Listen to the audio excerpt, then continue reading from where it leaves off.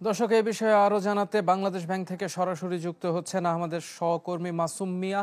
মাসুমা, সার্বিক পরিস্থিতি জানাবেন। সবশেষ বেশ কিছু তথ্য দিয়েছেন, আপনার কাছে আর কি কি তথ্য আছে?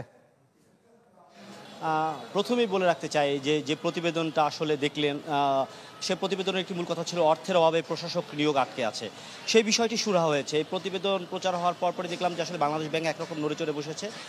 যে অর্থের যোগানের বিষয়, অর্থাৎ 20,000 কোটি টাকা যে সরকারের থেকে দেওয়ার কথা, তার মধ্যে 10,000 কোটি টাকা নগদ দেওয়ার একরকম আশ্বাস বা চূড়ান্ত সিদ্ধান্ত হয়েছে এবং বাকি 10,000 কোটি টাকা সুকুকের মাধ্যমে পাবে বলে বাংলাদেশ ব্যাংকের কর্মকর্তারা জানিয়েছেন। এছাড়া আরও বেশ কিছু গুরুত্বপূর্ণ সিদ্ধান্ত হয়েছে। সেই সিদ্ধান্তের কথা বলার আগে একটু বলতে চাই যে আমরা সকালে দেখেছি যে এই দুর্বল ব্যাংকগুলোর যে কোম্পানি সচিব রয়েছে তাদেরকে ডাকা হয়েছিল কেন্দ্রীয় ব্যাংকে, এবং ঠিক তার পরপরই দেখলাম যে এই ব্যাংকগুলোর ব্যবস্থাপনা পরিচালক এবং চেয়ারম্যানদেরও ডাকা হয়েছে, এবং চেয়ারম্যানদের কিন্তু একরকম অব্যাহতি দিয়ে দেওয়ার মতোই বলা চলে। কারণ হচ্ছে আপনি জানেন যে আপনিও বলেছেন যে এই 5 ব্যাংকের যে বোর্ড, সেই বোর্ড কিন্তু বিলুপ্ত করা হয়েছে, এবং আজকে থেকেই নতুন প্রশাসক কাজ করবে বলে জানিয়েছে কিন্তু বাংলাদেশ ব্যাংকের গভর্নর জানিয়ে দিয়েছে এই ব্যবস্থাপনা পরিচালক এবং চেয়ারম্যান।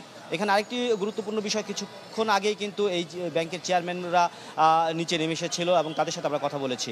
সেখানে বেশ কিছু বিষয় আলাপ হয়েছে। তার মধ্যে একটি গুরুত্বপূর্ণ বিষয় হচ্ছে যে আজকে থেকেই প্রশাসক নিয়োগ হবে, এবং এক্সিম ব্যাংকের চেয়ারম্যান তিনি একটি তথ্য জানিয়েছেন আমাদের কাছে যে এই ব্যাংকের যারা আমানতকারী তাদের বিষয়টি গভর্নর সবচেয়ে গুরুত্ব দিয়ে বিবেচনা করছে, তবে যারা উদ্যোক্তা এবং সাধারণ শেয়ার হোল্ডার তাদের জন্য দুঃসংবাদ।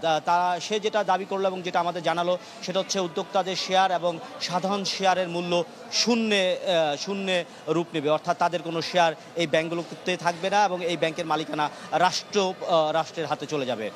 সব মিলিয়ে আজকে যদি প্রশাসক নিয়োগ হয়, সেই প্রশাসক নিয়োগ ব্যাংকের কর্মকর্তা বাংলাদেশ ব্যাংক বলছে যে এই মানে চূড়ান্তভাবে ব্যাংক একীভূত করার জন্য যে একেবারে চূড়ান্ত পদক্ষেপ, সেই পদক্ষেপে কিন্তু বাংলাদেশ ব্যাংক আজকে হাঁটা শুরু করলো, এবং তারা যেটা বলছে যে এই প্রশাসক নিয়োগের মাসখানেকের মধ্যেই কিন্তু দৃশ্যমান আরও অনেক পদক্ষেপ দেখা যাবে বলে কিন্তু জানিয়েছে বাংলাদেশ ব্যাংকের কর্মকর্তারা। ইফতেখার। মাসুম, আপনাকে ধন্যবাদ। দর্শক, পাঁচ দুর্বল ব্যাংকের বিষয়ে আমাদের সহকর্মী মাসুম মিয়া যোগ দিয়েছিলেন বাংলাদেশ ব্যাংক থেকে।